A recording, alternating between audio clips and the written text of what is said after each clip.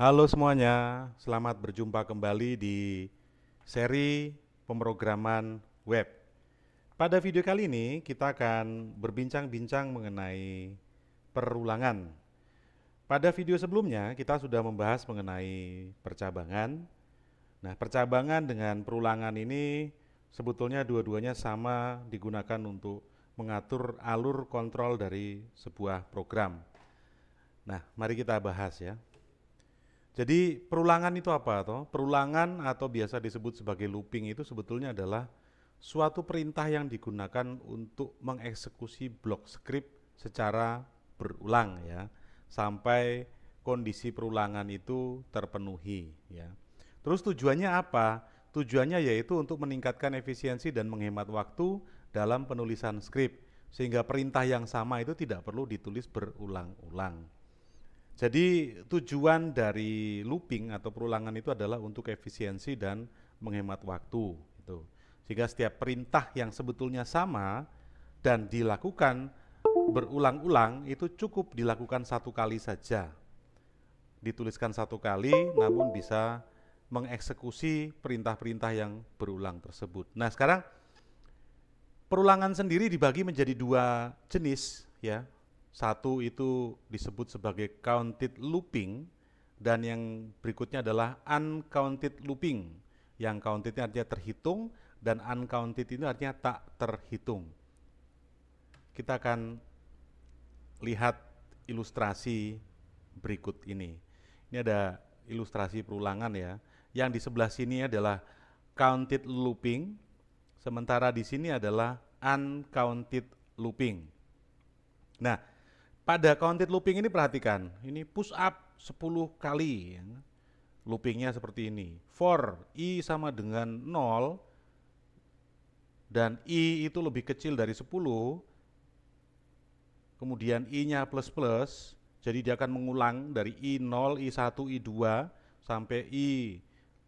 Pokoknya selama i-nya lebih kecil dari 10, maka dia akan push up. Ini kalau menggunakan counted looping. Di mana countednya? Ya countednya ini nilai i-nya ini.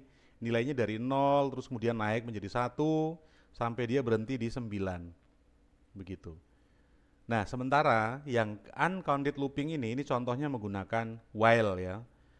Dia push upnya sampai kapan? Sampai bosan. Jadi while not bosan, push up begitu. Kalau sudah bosan baru berhenti push up. Jadi ini adalah uncounted looping. Ilustrasinya kira-kira seperti itu. Nah, sekarang kita lihat ada berapa ada 4 perulangan ya, 4 looping yang dikenal di bahasa pemrograman PHP. Mari kita lihat yang pertama. Yang pertama adalah perulangan for. Perulangan for ini termasuk ke dalam jenis counted looping ya. Karena jumlah berapa kali diulang itu kita bisa tentukan. Nah, ini bentuknya seperti ini. Bentuknya seperti ini, bentuk dasarnya itu. For i sama dengan 0, apakah harus i? Tidak. Anda bisa menggunakan variabel lain selain i ya. Di sini hanya contoh dan i-nya itu lebih kecil dari 10. Apakah cuma sampai 10 kali? Tidak. Anda bisa berapapun nilai yang memang dibutuhkan sesuai dengan banyaknya perintah yang akan banyaknya perulangan perintah yang akan dilakukan. Dan yang paling penting di sini adalah i plus plus. Artinya selama satu perintah itu dilakukan, nilai i-nya itu akan bertambah terus. Pertambahan nilai ini fungsinya adalah untuk menghentikan looping sampai kondisi i kurang dari 10 ini tidak terpenuhi lagi. Kalau i-nya sudah sama dengan 10, maka kemudian perulangan itu akan berhenti. Jadi kalau di sini katakan bahwa variabel i itu berfungsi sebagai counter untuk menghitung berapa kali akan terjadi perulangan. Oke. Ini contohnya nih ya. Contohnya. Jadi di contoh ini i sama dengan 0, i kurang jika untuk i sama dengan 0 dan i itu kurang dari 10 dan nilai i itu plus plus ya. Apa yang dilakukan adalah mencetak atau menampilkan kalimat perulangan ke, di mana kemudian di sini ada i ya, nanti akan menampilkan nilai i-nya. Kalau di running hasilnya menjadi seperti ini. Kita lihat dari 0 sampai 9. Artinya ada 10 statement yang dieksekusi atau dikerjakan ya. Oke, ini adalah perulangan for. Perulangan for termasuk sebagai counted looping. Nah, kemudian tadi ini jenis kedua ya. Tadi di ilustrasi ditampilkan tadi. Di sini adalah perulangan menggunakan while. While itu termasuk uncounted looping ya. Kenapa? Karena biasanya digunakan untuk mengulang sesuatu yang belum jelas jumlah pengulangannya. Namun sebetulnya perulangan ini juga bisa digunakan seperti perulangan for gitu. Bisa juga seperti itu sebetulnya. Nah, sekarang kita lihat contohnya. Bentuk dasarnya adalah while, terus kemudian ada kondisinya dan ada pembuka dan penutup. Nah, di dalam blok inilah perintah yang berulang tadi kita bisa ketikkan di sini di antara kurung kurawal pembuka dan kurung kurawal penutup ini. Ini adalah contohnya. Ini tampilannya hasilnya sama seperti yang for tadi. Kalau yang model seperti ini sebetulnya mirip dengan counted looping ya. Lihat, I nilainya 0. Selama I-nya itu lebih kecil dari 10, lakukan atau kerjakan yang pertama di baris 10 ini, lihat.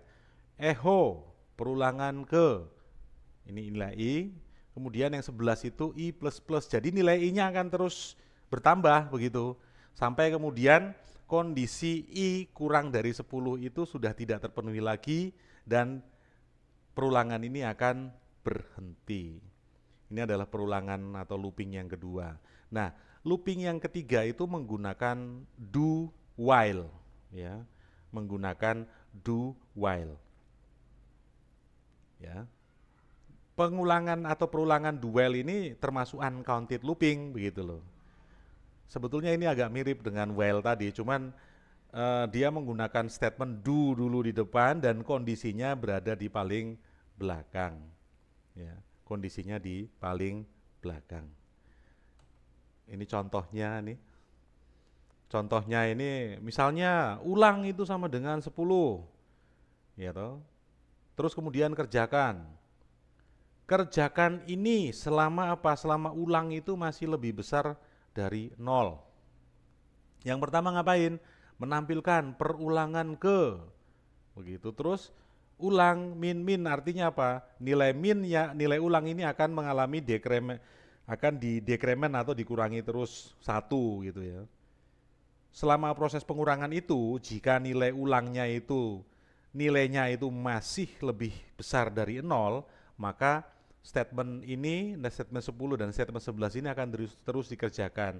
Tapi nanti ketika proses pengurangan ini kemudian nilai ulangnya itu menjadi 0, maka perulangan ini akan berhenti. Nih, hasil cetakannya menjadi seperti ini. Ini di bagian di baris yang 11, ini seperti ada garis vertikal ini kursor ya ini ya.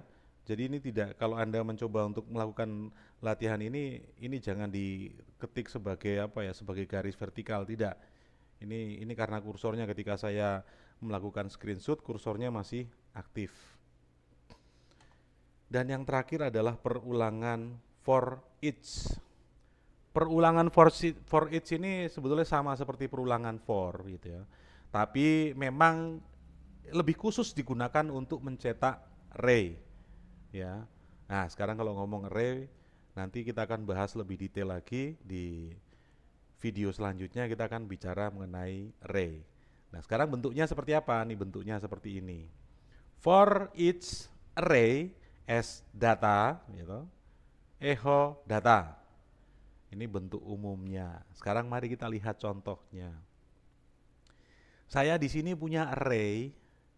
Array itu apa toh? Array itu adalah kumpulan variabel-variabel yang bertipe data sama. Nih, saya punya variabel array dengan nama hari. Isinya apa saja? Minggu, ini nama-nama hari ya. Minggu, Senin, Selasa, Rabu, Kamis, Jumat, dan Sabtu.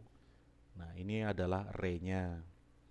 Kemudian saya mencoba untuk menampilkan array-nya menggunakan looping, yaitu for hari as hari. Ini bisa juga hari SA, hari SB. Ini S-nya ini, aliasnya ini bisa saya ganti dengan apa ya? Dengan tidak harus namanya sama, tidak bisa bisa bisa dengan apa? Dengan nama variabel yang lain. Kemudian yang saya lakukan adalah menampilkan hari. Ya, dia akan mengulang dari mana? Dari elemen array yang pertama sampai elemen array yang terakhir. Hasilnya menjadi seperti ini. Loh, kok ada 1, 2, 3, 4? Ingat, ini ada tag HTML yaitu OL dan ditutup dengan tag penutup OL ini. Artinya apa? Saya akan tampilkan harinya ke dalam order list. Ya, order list artinya apa? Daftarnya itu terurut menggunakan indeks angka di sini 1 sampai 7. Dan di sini kan saya menampilkannya, saya memasukkan hari itu ke dalam tag LI dan ditutup dengan tag penutup LI sehingga kemudian hasilnya menjadi seperti ini. Baik, jadi ini adalah materi untuk perulangan. Selanjutnya kita akan membahas mengenai array. Nah, saya berharap Anda bisa mengerjakan latihan-latihan yang atau contoh-contoh yang ada pada video ini sehingga kemudian Anda bisa semakin paham, dan nanti pada kelas online kita akan coba untuk latihan beberapa contoh kasus sehingga kemudian Anda bisa lebih paham bagaimana menggunakan perulangan. Untuk video kali ini kira-kira sampai di sini. Sekian dan terima kasih.